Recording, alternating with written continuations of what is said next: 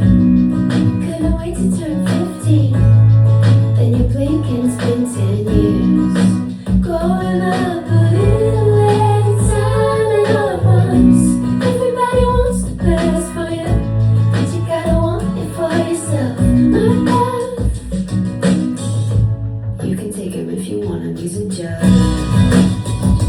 Secrets from a girl who's seen it all. Secrets from a girl who's seen it.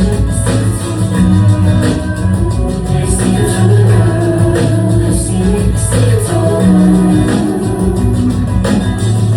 Secrets from a girl who's seen it all. Greetings everybody, welcome to another book reviews by Namdarkam. I'm very excited about this because this one in particular was a long time coming. The second book as a part of my book review series is called A Different Kind of Power by Jacinda Ardern. And some of you may say, Jacinda Ardern, that name sounds very familiar. Jacinda is a former Prime Minister of New Zealand. And for most of you who know me, I'm a very big political junkie. I follow politics that's happening in the region. I follow politics that's happening internationally. So most of the times I'm really in tune with different things. But I recall being very fascinated when Jacinda Ardern came on the scenes. She was a very young Prime Minister. One, she was a woman. Secondly, very young.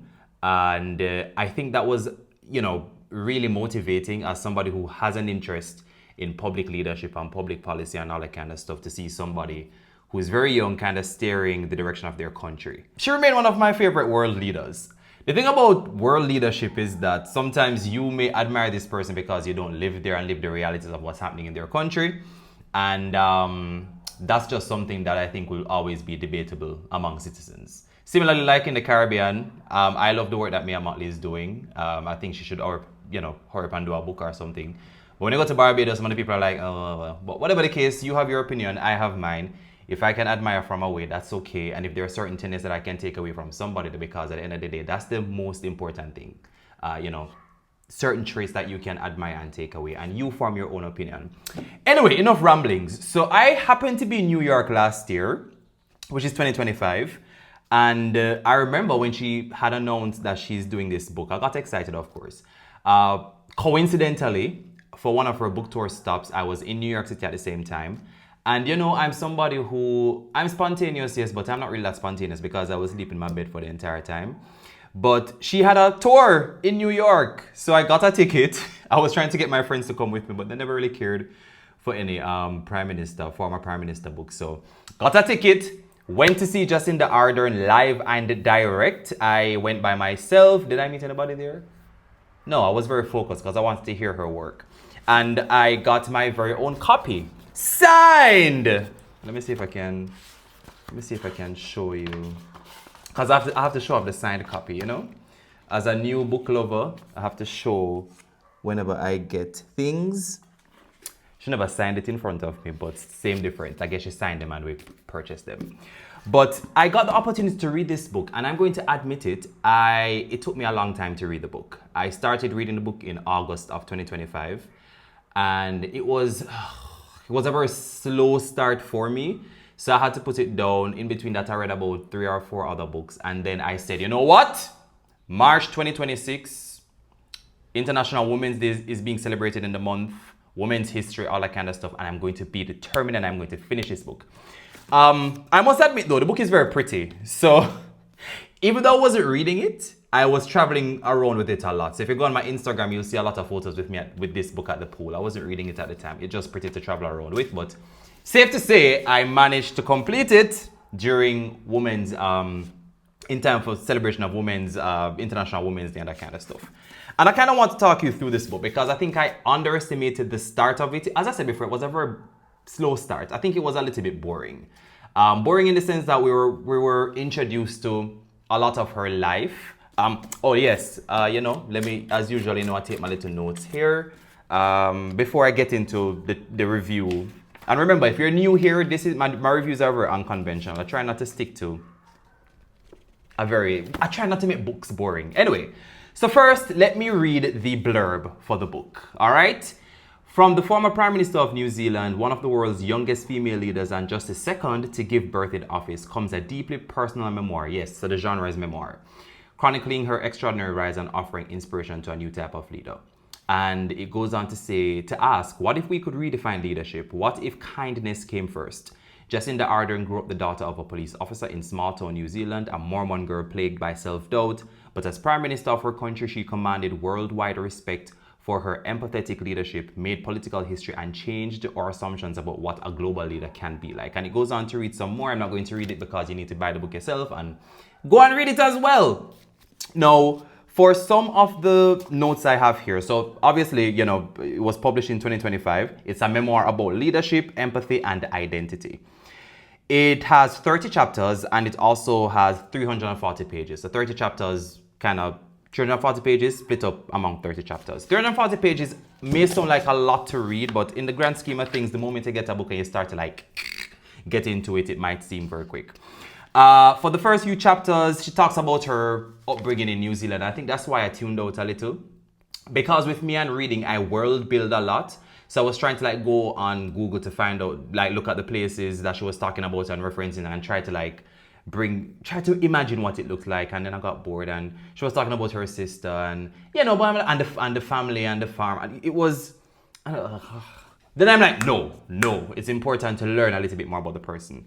So she talks about her life in rural New Zealand. Her dad, which is an important, mention in this. Her dad appeared to have been her biggest motivator at first. There are certain principles she learned from him that I saw that she brought with her along her life's journey, as she explained throughout the book. And she grew up a Mormon.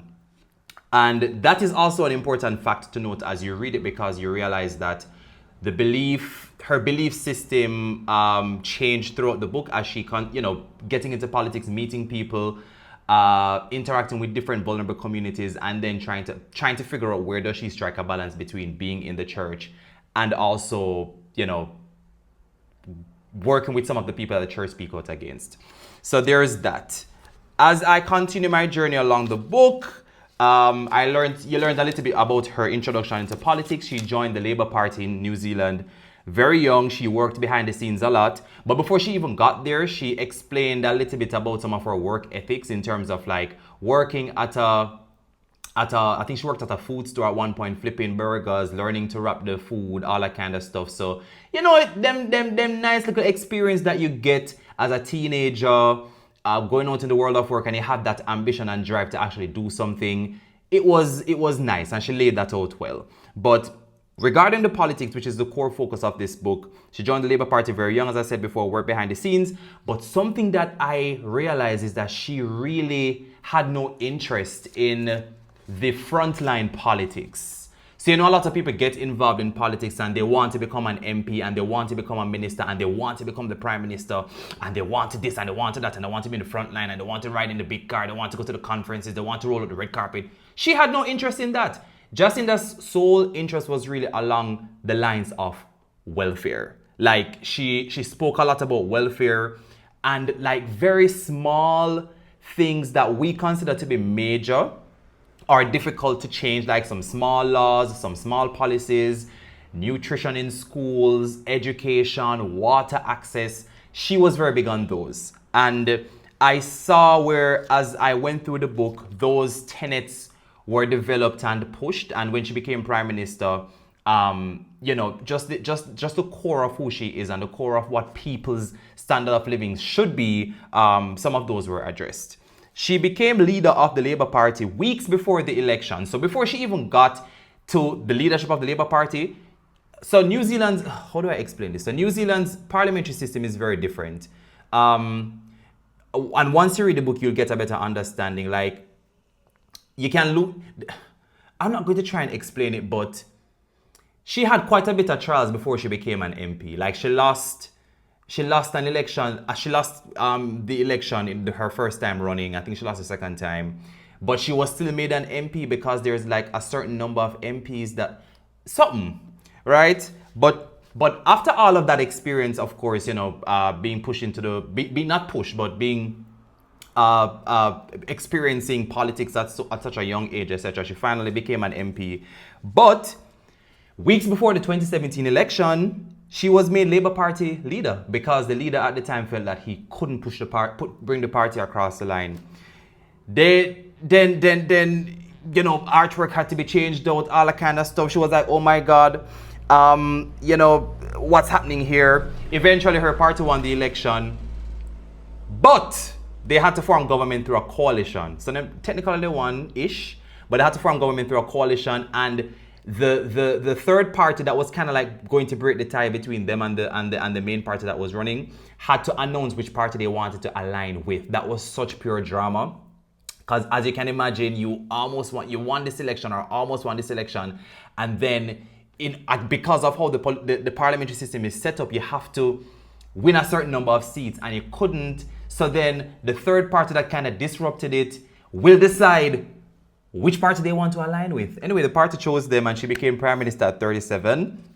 Right after becoming prime minister, of course, she's thrown into the workload, all that comes with it.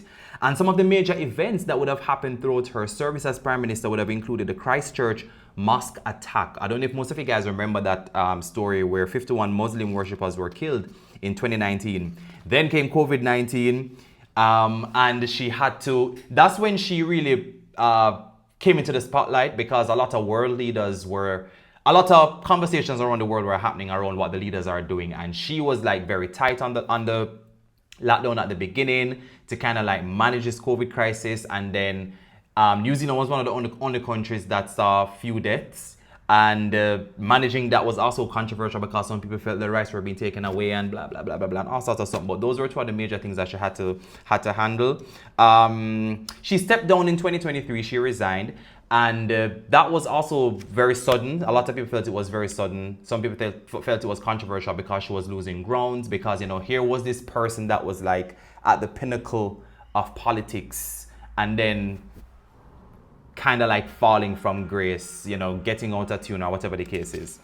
But all in all, I did enjoy the latter part of the read. When it got into the politics part, and her mentioning like former prime ministers like a Helen Clark. I think Helen Clark is the lady's name. By the way, I should note that New Zealand had like 2 female prime ministers before Jacinda. I think there's a photo. There's a little section here with some photos that you'll be able to see if you choose to read the book. I'm trying to find the photos.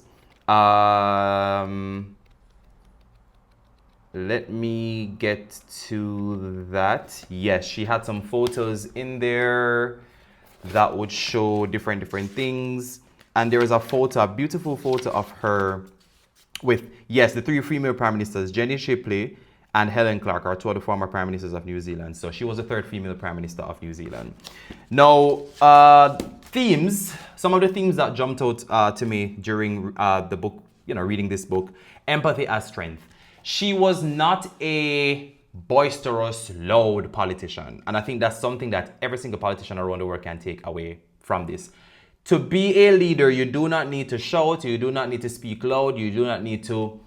Your presence and your whole aura should be felt through your actions. Oh, that sounds good. Yes, another theme that came about was redefining power. We have this microscopic view of what power is and what leadership really is, when in truth, it goes back down to identifying the soul of the people, connecting with those who you're serving. Another theme that came out was imposter syndrome. As a prime minister, somebody running a whole country, she struggled with imposter syndrome early on in her career. And over the course of the book, we saw where self-doubt came up. Is she good enough for this? What would people think about this? Some of the decisions that you were supposed to make, I was like, oh, girl, come on, you're good. But the people who suffer from imposter syndrome are, go easy on yourself. Another theme that came up was hope and optimism. I felt at some point that the book really focused too much on the positives. That was my only downside. Like too much, it just positive, it just hope, optimism, it just hopeful. And I'm like, where is the major disagreements? And then I'm like, but the lady was really, really leading with empathy. So she's just not that type of person to be confrontational. She did mention that she doesn't like confrontation, all that kind of stuff. And also public service and versus personal cost. Like when you decide to take on public office, like at what cost, to you does that come? You're giving up your life, you're giving up some beliefs, you're giving up quite a bit of things. But all in all, I enjoy the read. I'd probably give this book a 3 out of 5 because I felt like there was more I could learn in terms of the negatives. Not saying that, I need some more. I needed some more. But it was a decent read. I 100% believe every politician should read it though, because the pointedness of her explanations and just the empathy aspect of it, I think everybody could lead with a lot more empathy. So, oh yes, if this book was a song, I think it would be Secrets from a Girl Who's Seen It All by Lorde. I'm going to say Lorde because Lorde is also a New Zealander. And Secrets from a Girl Who's Seen It All, I think that's the name of the song. Yeah, it's talking about like, growing and what would you tell your younger self and all of that. And throughout this book, I think Jacinda referenced a lot of her upbringing and all of that. So yeah, Secrets of a Girl Who's Seen It All. But as I said before, decent read. It was a very slow start for me. But if you want to learn a little bit about leadership in politics, I recommend you get this. Everybody wants the best for you, but you gotta want it for yourself.